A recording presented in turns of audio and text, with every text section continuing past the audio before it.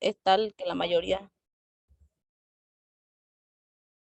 bueno, es tal que la mayoría de los pacientes no van a presentar, ¿no?, indicios de desnutrición en el momento de la enfermedad, aunque nos dice que sí se puede desarrollar un compromiso nutricional durante un periodo de gravedad, resolución y recuperación de la enfermedad aguda. Van a existir también diferentes medidas para estabilizar el metabolismo, las funciones vitales, apoyar la regeneración hepática y prevenir o tratar el edema cerebral, que se toman como importancia central, ¿no?, más que todo en este tema de nutrición en los pacientes con hepatopatía ya crónica avanzada. Según las guías ESPEN, yo voy a hablar de la nutrición solo en insuficiencia hepática aguda, ¿no? La guía ESPEN nos da diferentes apartados, ya sea nutrición en pacientes con hepatitis alcohólica, hígado graso no alcohólico, lesión hepática inducida por la nutrición o cirrosis hepática, ¿no? Pero en esta oportunidad yo voy a hablar de nutrición e insuficiencia hepática aguda, pero voy a dar algo de generalidades, ¿no? Entonces nos dice, son series de recomendaciones, así que lo voy a nombrar así.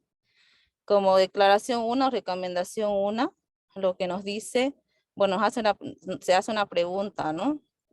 ¿Cuál es el efecto de la enfermedad hepática en el estado nutricional, metabolismo energético o metabolismo de sustrato? Y nos dice, ¿no? En, en los pacientes con cirrosis se debe anticipar una alta prevalencia de desnutrición, depresión de proteínas y deficiencias de oligoelementos, ¿no? Tienen un fuerte consenso. Esto porque sabemos que la cirrosis hepática tiene una alta prevalencia, ¿no?, de desnutrición proteico-calórica, ¿no? Y se va a relacionar con el estadio clínico de la enfermedad. Por ejemplo, si una cirrosis hepática está bien compensada, la desnutrición es alrededor del 20%, y si está descompensada, la desnutrición va a ser alrededor de los 60%. Además que en la cirrosis también, ¿no?, se va a asociar con una mayor, la desnutrición se va a asociar con una mayor prevalencia de ascitis y síndrome hepatorrenal, ¿no?, lo cual nos va a llevar a mayores días de internación y costos hospitalarios. Como declaración 2 nos dice, en la insuficiencia hepática aguda, debido a la pérdida subtotal que existe de la función hepatocelular y la subsiguiente falla multiorgánica, debemos anticipar que va a existir un trastorno severo en el metabolismo de carbohidratos, proteínas y lípidos, caracterizado por la producción de glucosa hepática y eliminación de lactatos, que van a estar alteradas, ¿no? Así como el catabolismo de proteínas asociado a un estado de acidemia y hiperamonemia, ¿no? Nos dice aquí que los niveles plasmáticos de aminoácidos se van a aumentar unas 3 o 4 veces en la insuficiencia hepática aguda, ¿no?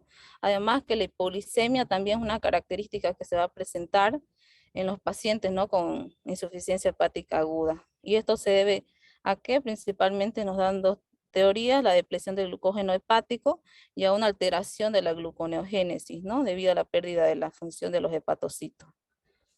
Tiene igual un fuerte consenso. Como declaración 3, nos dice que en la insuficiencia hepática aguda, la hepatitis alcohólica y la cirrosis, el gasto energético en reposo suele estar aumentado, ¿no? Y los pacientes con enfermedad del hígado graso no alcohólico tienen un requerimiento energético normal en comparación con los previos. Ahora, la siguiente pregunta: ¿cuál es el requerimiento de energía en una insuficiencia hepática aguda, esteatohepatitis no alcohólicas o cirrosis hepática?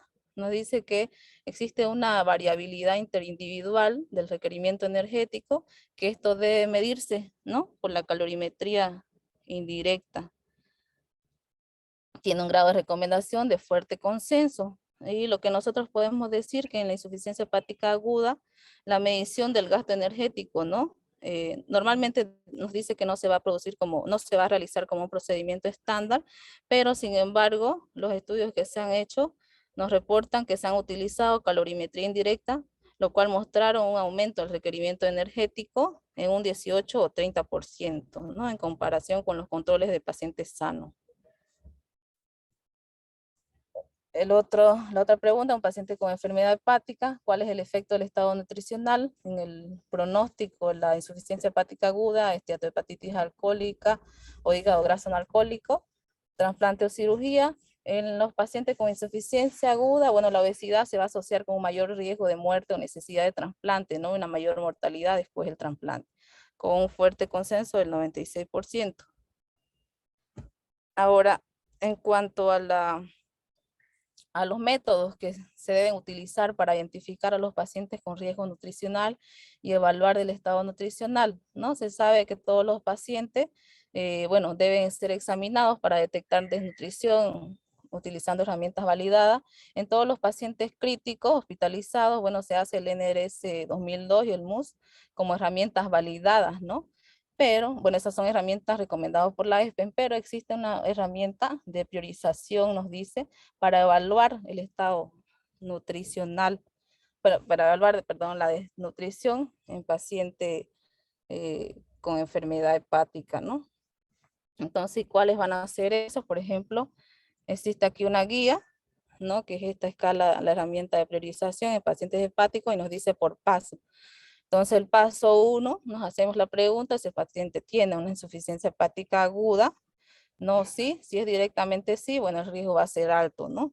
Y nos va a decir que aquí tenemos que consultar con un especialista en nutrición, mejorar, bueno, hacer diariamente las monitorizaciones o las evaluaciones nutricionales. Y supervisar diariamente las tablas, ¿no? de alimentos, siempre en coordinación con el personal de nutrición. Pero si no tiene un estado si no tiene un estado de hepatitis aguda, el paso 2, nos hacemos la pregunta, ¿no? Si el paciente tiene sobrecarga de líquido, si es sí o si es no. Si es sí, bueno, nos hacemos, el paciente generalmente tiene incapacidad para comer, sí, ¿no? Igual le da una serie de valores, ¿no? Si es sí, y cuánto se ha reducido la ingesta dietética del paciente, o si es más del 50%, ¿no?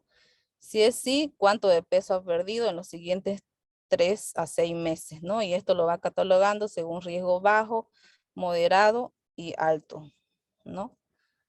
Eso sería la herramienta que bueno, nos recomienda para utilizar en los pacientes con una enfermedad hepática. Ahora, hablando específicamente de la nutrición en pacientes con insuficiencia hepática aguda, bueno, tiene 3 objetivos principales, ¿no? Lo que va a asegurar el aporte adecuado de energía mediante el aporte de glucosa, lípidos y vitaminas, el garantizar la tasa óptima de síntesis de proteínas, proporcionando una ingesta adecuada de proteínas o aminoácidos, evitar las complicaciones metabólicas de la terapia nutricional, asegurando la euglicemia y la prevención de la hiperamonemia, ¿no? Y la hipertrigliceridemia. Entonces, acá hablando específicamente ya de la insuficiencia hepática, la nutrición, cuando está indicada y contraindicada la terapia nutricional para apoyar la recuperación en pacientes con insuficiencia hepática aguda, nos recomienda que en los pacientes con hija desnutrido, la nutrición enteral o la nutrición parenteral deben iniciarse de inmediato, ¿no? Al igual que otros pacientes críticos, con una fuerte recomendación. Existe otra recomendación que los pacientes que no van a presentar, que no están desnutridos, deben recibir el apoyo nutricional, preferentemente nutrición enteral, cuando se considere poco probable, ¿no? Que se recupere la nutrición oral dentro de los próximos 5 a 7 días, ¿no? Como en otras enfermedades críticas. Ahora la recomendación 8. Es importante esto porque nos dice que en pacientes con enfermedad hiperaguda grave o con encefalopatía hepática y amoníaco arterial muy elevado, tienen el riesgo, ¿no? de hacer edema cerebral, consecuente nos lleve a un estado de hipertensión endocraniana. Es por eso que aquí nos recomienda que el apoyo proteico tiene que diferirse más o menos un 24 hasta 48 horas hasta que se controle el estado de hiperamonemia, ¿no? Cuando se inicia la administración de proteínas, se debe controlar el amoníaco arterial para garantizar que no se produzca una elevación patológica. Es recomendable que se inicie, bueno, cuando se inicie la nutrición con proteínas o la nutrición enteral, parenteral, se monitorice esto, ¿no? El control de proteína, o de preferencia iniciar cuando los niveles de las enzimas hepáticas estén en descenso, ¿no? Ahora, en pacientes con insuficiencia hepática aguda, ¿cuáles son las condiciones para utilizar con seguridad la nutrición oral para lograr un adecuado aporte de nutrientes? Bueno, los pacientes que sufren solo de encefalopatía hepática leve pueden ser administrados por vía oral siempre que los reflejos de tos y los de deglución estén intactos, ¿no? Con un fuerte grado de recomendación. Hay otra recomendación: pacientes con encefalopatía hepática leve se deben usar suplementos nutricionales orales cuando los objetivos de alimentación no se van a poder lograr. Ahora, en pacientes con insuficiencia hepática aguda que no pueden alimentarse por vía oral, ¿cuál es la evidencia para preferir la nutrición enteral sobre la parenteral, ¿no? Para lograr una mejor supervivencia y o menos complicaciones? En la práctica clínica actual que se adopta, por ejemplo, en unidades hepáticas de Europa, demuestran la seguridad y viabilidad de la nutrición enteral en pacientes con insuficiencia hepática aguda, ¿no? Con fuerte consenso. Otra recomendación: los pacientes con insuficiencia hepática aguda, ¿no? Que no pueden alimentarse por vía oral, deben recibir nutrición enteral a través de una sonda nasogástrica o nasoyeyunal, ¿no? Con un fuerte consenso. Ahora, ¿cuáles son los comentarios de esto? ¿No? Nos dice que, bueno, perdón, la nutrición, ahora la recomendación número 13, la nutrición enteral debe realizarse, ¿no? Comenzando con dosis bajas e independientemente del grado de encefalopatía hepática. ¿Y cuál es su comentario? ¿Por qué debe iniciarse en dosis bajas cuando los trastornos metabólicos agudos que amenazan la vida del paciente de inmediato, ¿no? Se van a controlar con o sin estrategias de soporte hepático, independiente del grado de encefalopatía? Por lo cual debe monitorizarse siempre los niveles de amoníaco. Ahora, otra recomendación: la nutrición parenteral debe usarse como tratamiento de segunda línea en pacientes que no pueden ser alimentados adecuadamente por vía oral y o nutrición enteral, también con un grado de recomendación del 90%.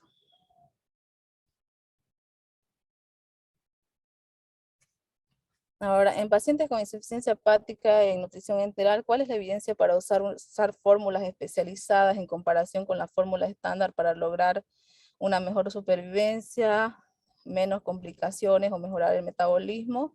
Se pueden dar fórmulas enterales estándar, ya que no hay datos sobre el valor de composición específicas para una enfermedad, ¿no? No existen estudios todavía publicados, ¿no? Que comparen fórmulas enterales en pacientes de insuficiencia hepática aguda, pero sí en otros pacientes críticamente enfermos, ¿no? Se recomienda evitar el uso de todas las fórmulas, especialmente en aquellos en UCI quirúrgica, pero como tal en pacientes con insuficiencia hepática no hay estudios. Y eso es acerca de la nutrición en insuficiencia hepática. La verdad que el tema es amplio si hablamos de cada apartado, como les comenté al inicio. En cirrosis hepática, ¿no? Que ahí habla del requerimiento energético, con cuánto iniciar, cuánto de proteína iniciar en pacientes con cirrosis hepática compensada, descompensada, ¿no? O acerca del tratamiento en la esteatopatitis alcohólica o hígado graso no alcohólico, cuáles son las medidas de tratamiento inicial en cuanto al peso, ¿no? Pero en esta oportunidad se habló en la insuficiencia hepática.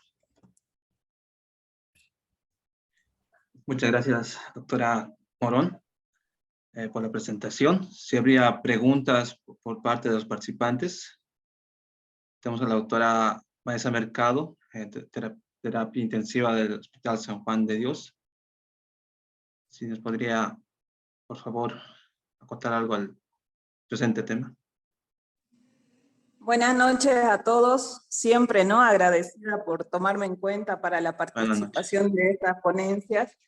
Felicitar a la doctora por la excelente exposición. Y bueno, ¿no? Como pudimos ver, Las guías siempre indican hacer antes que nada a todo paciente y sobre todo en estos pacientes con problemas hepáticos, una evaluación global subjetiva para hacer el soporte nutricional. Anteriormente se decía de que el paciente con fallo hepático debía restringirse proteínas, sobre todo las animales, y se le daba más proteínas vegetales, pero actualmente ya las guías han cambiado, ¿no? Donde se puede dar un aporte proteico dependiendo del estado de la gravedad de la enfermedad hepática, ¿no? También lo que debemos tomar en cuenta, estos pacientes hepatópatas muchas veces vienen con edema, ascitis, entonces el requerimiento calórico debe sacarse con un peso ideal. Y en pacientes que no tengan estos problemas de distribución de líquidos, bueno, se hace con un peso real, ¿no? Otro estándar también que se utiliza en estos pacientes es la dinamometría para la evaluación de la fuerza o la masa muscular, porque pacientes hepatópatas muchas veces son pacientes sarcopénicos, ¿no? Como habíamos visto también en el tema del obeso. Entonces, el paciente hepatópata tiene bastante predisposición a la sarcopenia. ¿Qué más podría aportar?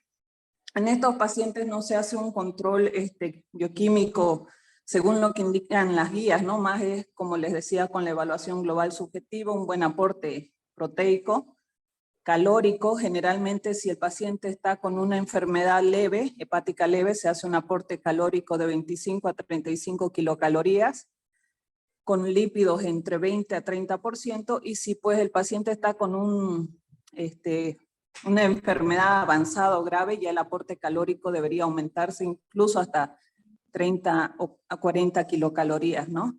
Otra cosa igual que indican las guías es que no está contraindicado el uso de sonda nasogástrica, pese a haber varices hepáticas. Dice que se debe valorar el riesgo-beneficio. Y, ¿qué más? Eso en cuanto a la... podría aportar. No sé si hay alguna pregunta para hacerlo más participativo. Muchas gracias nuevamente.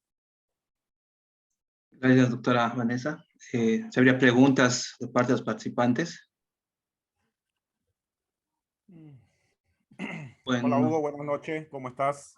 Buenas noches, doctor. Antes que hable la doctora Raquel, que tiene un aporte en lo que es nutrición en el paciente con trasplante de hígado, unas acotaciones. Es cierto que la doctora Karen Morón habló sobre el tema de tratamiento nutricional en pacientes con hepatopatía aguda, ¿no? Son pocas las causas, pero en terapia intensiva vemos, ¿no? La mayoría de las veces pacientes con hepatopatía aguda y hacemos el diagnóstico del motivo de las hepatopatías, ¿no? A veces es medicamentosa o a veces por el mismo cuadro séptico o cuadro de alguna injuria, ¿no? Traumática también, ¿no? Entonces, este tipo de hepatopatías son poco frecuentes, por eso que todavía no hay mucha evidencia en la parte del soporte nutricional, pero más sí sobre el tratamiento de la enfermedad metabólica del hígado o hepatopatías ya avanzadas, ¿no? Normalmente, pues, como dijo la doctora Morón, hablar de hepatopatía o enfermedad metabólica del hígado va de una esteatosis hepática, la cual puede progresar a una hepatitis, ¿no? A una fibrosis avanzada, posteriormente a una cirrosis, y por último pueden aparecer casos de hepatocarcinoma, ¿no? Entonces, para todo esto sí hay un protocolo evidente y algoritmos en el tratamiento. La doctora Karen Morón mostró un algoritmo de la evaluación del estado nutricional, que es un tamizaje, el cual es bastante útil, el cual nos valora el grado de pérdida corporal, de masa corporal, de peso, presencia de líquido acítico en el paciente, en el cual también, al igual que los scores del NRS 2002 o el Nutri-Score o la valoración global subjetiva, nos da un alto riesgo para ver, clasificar e iniciar dieta en estos pacientes. Ahora, de la parte del requerimiento, del cálculo de las calorías, pues evidentemente siempre va a ser la calorimetría indirecta el gold estándar, ¿no? Los parámetros de índice de masa corporal y peso no son evaluables, ¿no? Justamente por la retención de líquido en estos pacientes. Uno de lo que sí se puede utilizar es la circunferencia media de brazo y el pliegue tricipital, que tiene un buen indicativo, ¿no? Para ver la masa muscular, ¿no? Como la doctora Vanessa igual dijo, la dinamometría para ver también el grado de fuerza muscular en estos pacientes también es valorable, ¿no? Ahora, en respecto del aporte proteico y aporte, sobre todo, hablan de aminoácidos cadenas ramificadas, ¿no? Pero hay también un consenso que sí se puede utilizar en pacientes con hepatopatía en forma crónica, ¿no? No tanto aguda, que es de acuerdo al grado de Child-Pugh, ¿no? Si normalmente es un Child-Pugh A, se puede usar un 60% de proteínas animales y un 40% vegetales, y si es B, un 50-50 o 40-60, y si es C, 40-60, ¿no? Y también hablan acerca de la encefalopatía hepática. Solamente en caso de encefalopatía hepática se recomienda que haya una disminución, se puede decir, o una baja cantidad de proteínas se le puede administrar a un paciente, ¿no? 0,8 a 1,2 hablamos, pero no de tiempo prolongado, hablamos de 5 o 7 días máximo, ¿no? Porque lo que se quiere al paciente no es desnutrirlo y no es que pierda, ¿ya? Eso sería, y bueno, tratarlo con un paciente crítico como polivalente, si es agudo, darle el requerimiento proteico que necesita, entre 1 y 1,5 a estos pacientes, y toda la medicación secundaria, ¿no? Para disminuir la producción de amonio, ¿no? En estos pacientes. Ahora, los aminoácidos de cadena ramificada normalmente estaban indicados justamente porque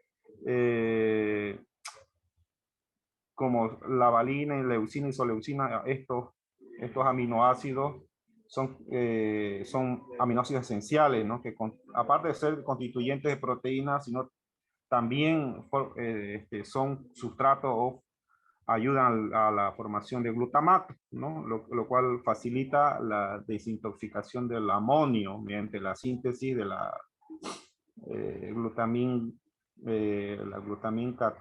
catalizada, que es por la glutamina sintetasa, si no me acuerdo, presente en el músculo esquelético, ¿no? Entonces va a disminuir la incidencia de encefalopatía hepática, pero todavía eso es lo que se tiene por ese motivo, ¿no? No hay una evidencia fuerte, pero es lo que se venía utilizando, ¿no? En pacientes con encefalopatía hepática.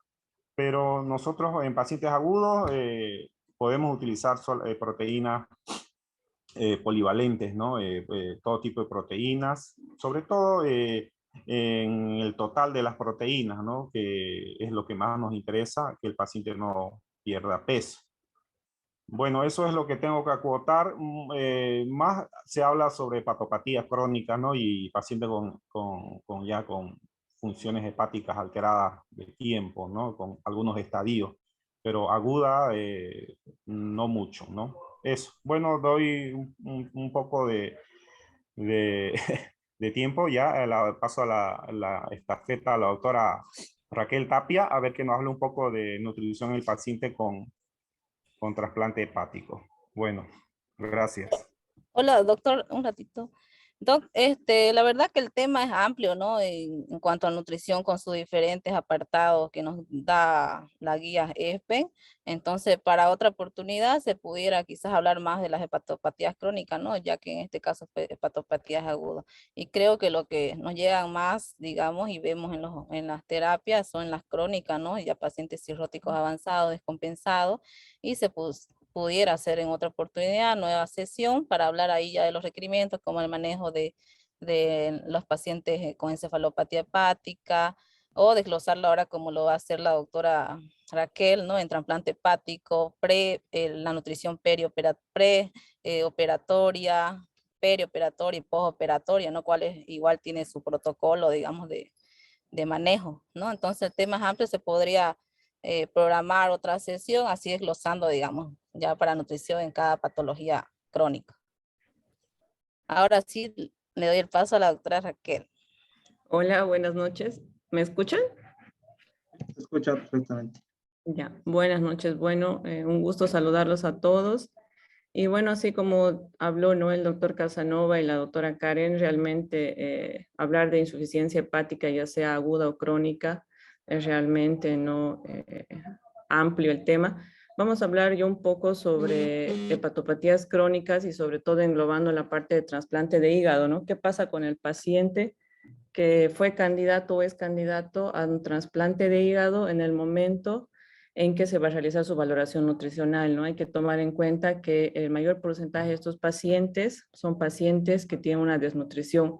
Casi un 70% de estos pacientes ya son clasificados como pacientes desnutridos, ya sea como un origen, una cirrosis, ya sea de origen alcohólico o viral. Y la ingesta escasa junto a una dieta muy restrictiva, sumado a una disminución del apetito, va a favorecer la desnutrición, ¿no? Los pacientes prácticamente en el pretransplante están en ayuno, ya sea por la preparación o porque el paciente está consumiendo muy poco en la ingesta, ¿no? En las enfermedades en las que predomina la colestasis, se produce una disminución de la eliminación de sales biliares necesarias para la correcta absorción de vitaminas liposolubles con aparición de esteatorrea. Ahora, ¿qué pasa en pacientes con hepatopatía alcohólica? Que, bueno, va a ser necesario también sumar una mayor utilización de las vitaminas del grupo B. Sabemos, ¿no?, que existe un déficit de vitamina K que va a producir alteraciones en la hemostasia de estos pacientes. ¿Por qué? Porque va a existir una disminución en la síntesis de los factores que ya sabemos, ¿no? 2, 7, 9 y 10. Ahora, ¿qué pasa con la valoración nutricional de estos pacientes? No es común como realizar en todos los pacientes con los que nos vemos día a día, ¿no?, en la terapia intensiva. Es una tarea difícil debido a las alteraciones antropométricas que tienen estos pacientes. ¿Por qué? Porque esto se caracteriza sobre todo por una retención hidrosalina que, bueno, ayudan a que exista un deterioro en la síntesis de las proteínas. ¿Qué va a pasar? El peso corporal va a ser un muy mal indicador del estado nutricional de estos pacientes, ¿no? ¿Por qué? Por la misma referida retención hidroelectrolítica. Ahora, ¿qué es lo que están valorando, no? Sobre todo la sociedad española, que es la que realmente está tratando de hacer varios estudios con pacientes precandidatos a trasplantes, es cómo realizar la valoración nutricional de estos pacientes, ¿no? Aún no hay estudios que puedan darnos a nosotros un parámetro, pero ellos consideraron que la medición del pliegue tricipitario y la circunferencia muscular del brazo son los dos parámetros más fiables para valorar nutricionalmente a los pacientes cirróticos candidatos a trasplante. Ahora, en los pacientes con trasplante, una de las pruebas de mayor fiabilidad es el test de valoración subjetiva global. ¿Qué quiere decir esto? Que no solo debemos basarnos en parámetros clínicos, ¿no?, sino también en la anamnesis, en los parámetros antropométricos y en la exploración física de estos pacientes, que, bueno, no solo utilizar de manera aislada estos parámetros, sino englobarlos para hacer una valoración de estos pacientes.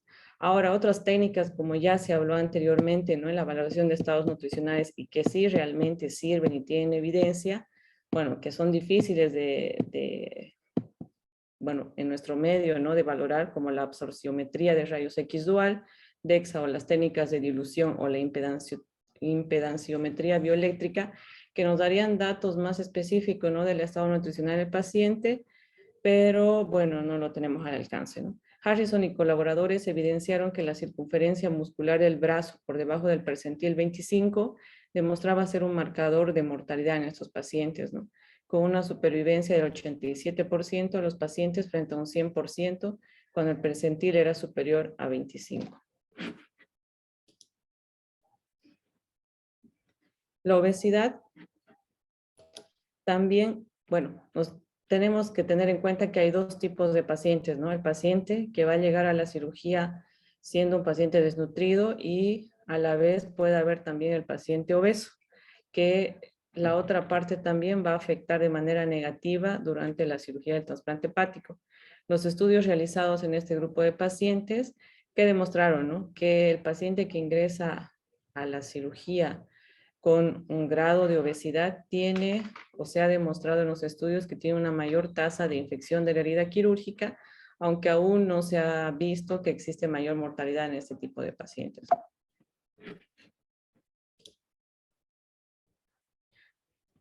La importancia del soporte nutricional antes del trasplante hepático. Bueno, todo aquel paciente que haya sido candidato o elegido para trasplante, una vez que entra en el protocolo, puede sufrir un deterioro nutricional importante.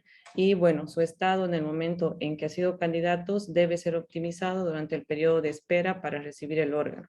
Entonces, durante este momento, el requerimiento calórico de ese paciente para mantener su peso se estima entre 1.2 y 1.3 veces el valor del gasto energético basal, determinado por la fórmula de Harris-Benedict o una recomendación de 30 kilocalorías kilogramo. Ahora, ¿cuál es el objetivo, no? Aumentar el peso de 1.5 veces el gasto energético basal o 35 a 40 kilocalorías. Y en los pacientes que se vio que existe obesidad, una disminución de 500 a 1000 kilocalorías día. Ahora, las recomendaciones proteicas, bueno, son en el caso del mantenimiento de 1 a 1.2 gramos kilogramos día. Y en las situaciones de represión, en pacientes estables de 1.5 gramos kilogramos día. Ahora, en pacientes que ingresen ya a una etapa de pretrasplante con encefalopatía instaurada, se recomienda 0.5 gramos kilogramo día, aumentándose el porcentaje de aminoácidos de cadena ramificada. ¿Cuál es la importancia del soporte nutricional tras el trasplante hepático? Una vez que el paciente ya cursó con el trasplante, el soporte nutricional aún continúa siendo importante. ¿Por qué? Porque no sabemos aún si el paciente posterior a 3 o 5 días de la cirugía va a recibir realmente su requerimiento energético que necesita o, bueno, nosotros necesitamos darle el complemento. Ahora, ¿cuál es el propósito? Cumplir una serie de objetivos, ¿como cuáles? Correcto tratamiento de la situación catabólica aguda, el post-trasplante inmediato, mantener un correcto equilibrio hidroelectrolítico y lo más importante, ¿no? Mantener los niveles de glucosa adecuados y promover un correcto proceso de cicatrización. Ahora, ¿qué es lo que, o cuál es la mayor complicación, ¿no?, que sufren estos pacientes? Son episodios de hiperglucemia secundario al estrés quirúrgico, ya sea las infecciones o sobre todo a la gran dosis de corticoides como inmunosupresión que se dan a estos pacientes post cirugía, ¿no? Y a los fármacos inmunomoduladores. Entonces, ahí va un dato muy importante del manejo de nosotros, es manejar estos niveles de glicemia en estos pacientes. Los aportes recomendados de 1.5 a 2 gramos kilogramo día de proteínas, teniendo en cuenta que puede ser necesario aumentar de acuerdo a la, bueno, esto es otro dato importante, ¿no?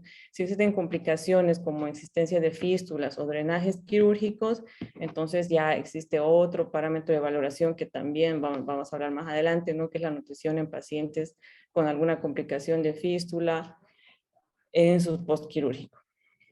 Y el aporte calórico lo vamos a situar entre 1.3 a 1.5 veces el gasto energético calculado por la fórmula de Harris-Benedict con un aporte de 50 a 70% de kilocalorías no proteicas. Lo mismo, ¿no?, que hacemos siempre en forma de hidratos de carbono, disminuyendo a 200 gramos día si existe hiperglucemia en estos pacientes. Los lípidos siempre van a ser el 30 a 50% del aporte de kilocalorías no proteicas.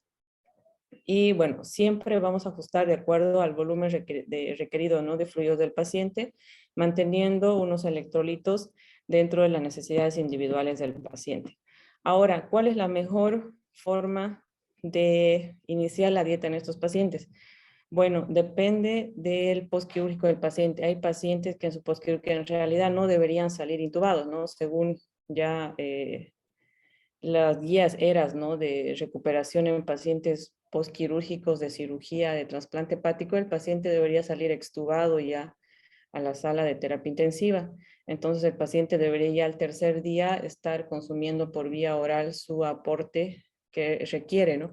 Pero ¿qué es lo que pasa, no? En el peor de los casos, la mejor vía de alimentación en estos pacientes es la enteral.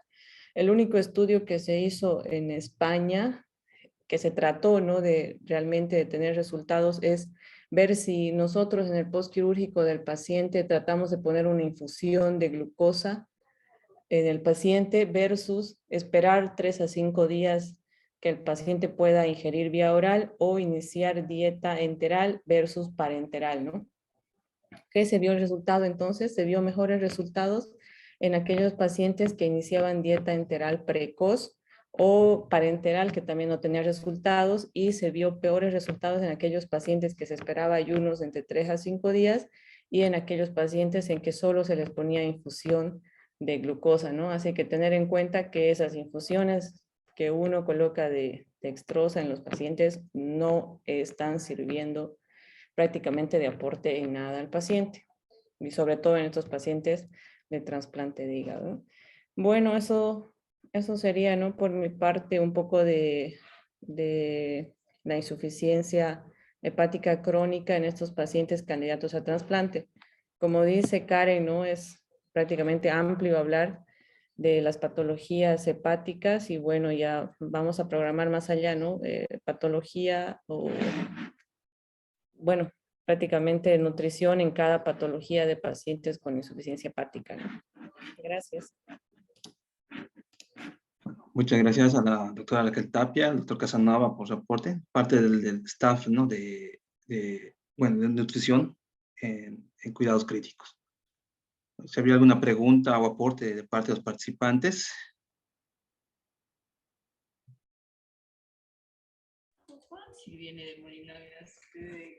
Bueno, Buenas noches, Hugo. Bueno, creo que si no hay otras intervenciones, primero agradecer al equipo de soporte nutricional de la clínica, la otra Avanza Mercado, por los comentarios y las excelentes exposiciones, y a todo el plantel de médicos de la terapia intensiva, enfermería y todos los otros colegas de otras instituciones que nos acompañan, por dar su tiempo y por estar presente en estas charlas de los martes. La idea es que por lo menos el grupo de la terapia, para que estas charlas tengan un poquito más de formalidad desde las próximas semanas, intentar poner cámara encendida. Sé que es un poco incómodo, pero eso va a hacernos dar un poquito más de seriedad a este programa que hemos empezado, que ha sido de a poquito, nos ha costado iniciar, estamos manteniendo una constancia en ello, pero lo que nos va a dar formalidad a que estemos presentes en el tema es la cámara encendida. Entonces están invitados cada martes, o sea, ya es más o menos una rutina, lo vamos a hacer hasta noviembre en nuestros temas, vamos a tener un receso de unos 2 a 3 meses probablemente, y la próxima semana vamos a continuar con todas las sesiones que corresponderían al grupo de neurología, ¿no? Entonces, bueno, muchas gracias a todos por haber estado acá y a seguir con todo esto. muchas gracias, doctor Mérida. Tomarlo en cuenta, ¿no? Entonces, damos por cesado la sesión académica de hoy y gracias a todos por su participación. Hasta en otra oportunidad. Muchas gracias, buenas noches a todos. Buenas noches a Buenas todos. Hasta noches. luego. Gracias.